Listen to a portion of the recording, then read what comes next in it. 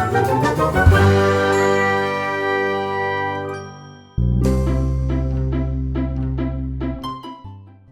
जंगल में एक कौवा और चिड़िया रहते थे। कौवा बहुत ही सुस्त और काहल था। वो हर वक्त लेटा रहता और कोई काम काज नहीं करता था, जबकि चिड़िया बेचारी बहुत मेहनती थी। वो हर वक्त किसी न किसी काम में मसरूफ रहती थी। एक दिन चिड़िया कौवे के पास आती है और कहती है, अरे कौवे भैया, बारिशों का मौसम आने वाला है। बारिशों के मौसम में घर से निकलना कितना मुश्किल हो जाता है, इसलिए मैंने तो पहले से ही अनाज ज़ख़ीरा कर लिया है। अरे कौवे भैया, अब तुम भी अपने लिए अनाज ज़ख़ीरा कर लो। तुम्हें याद है ना, पिछले साल तुम्हें कितनी मुश्किल पेश आई थी। अच्छा, तो तुम मुझे बातें सुनाने आई हो। अभी बारिशों का मौसम बहुत दूर है।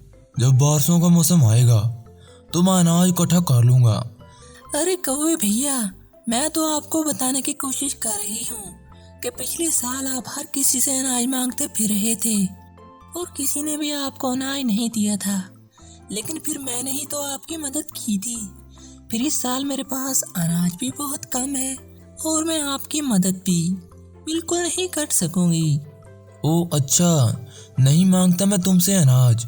मुझे तुम्हारी मदद की कोई ज़रूरत नहीं। अब जाओ यहाँ से, मुझे आराम करने दो। और चिड़िया बेचारी वहाँ से चली जाती है। बड़ी आई मुझे बातें सुनाने वाली, एक बार अनाज क्या दे दिया, बातें सुनाने लग गई।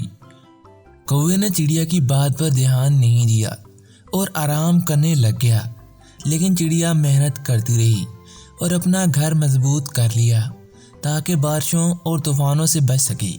वो अपना घर पक्का होने की खुशी में कौवे के पास मिठाई लेकर आती है। आओ आओ मेरी प्यारी चिड़िया बहना, मैं तुम्हें ही याद कर रहा था।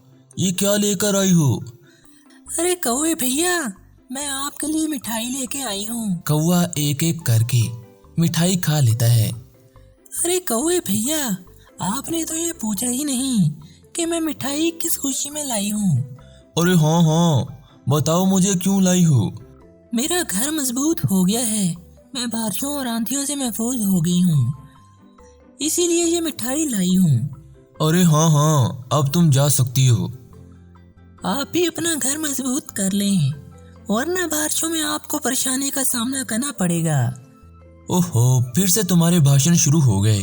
जाओ, मेरा दिमाग मत खाओ, मुझे आराम करने दो। कौवे ने चिड़िया को बेइज्जत करके निकाल दिया और वह बेचारी दुखी होकर चल दी।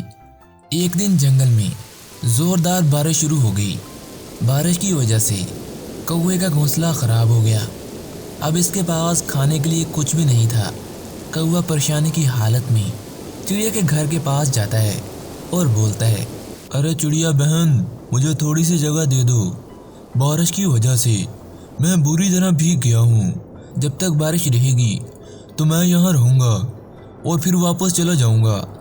चिड़िया बोली, अरे कौवे भैया, तुमने तो सारा साल कुछ मेहनत नहीं की और ना ही घर बनाया और ना ही अनाज इकट्ठा किया। मैं तुम्हें समझाती थी, तुम कहते थे मुझे भाषण मत दो। अब जाओ यहाँ से, मैं तुम्हारी मदद नहीं कर सकती। जो सुस्ती करता है इसका यही अंजाम होता है।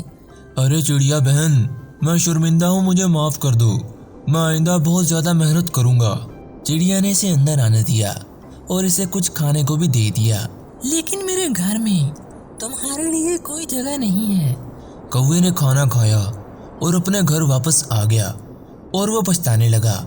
प्यारे बच्चों, इस कहानी से हमें सबक मिलता है कि हमेशा बुरे वक्त के लिए तैयार रहना चाहिए।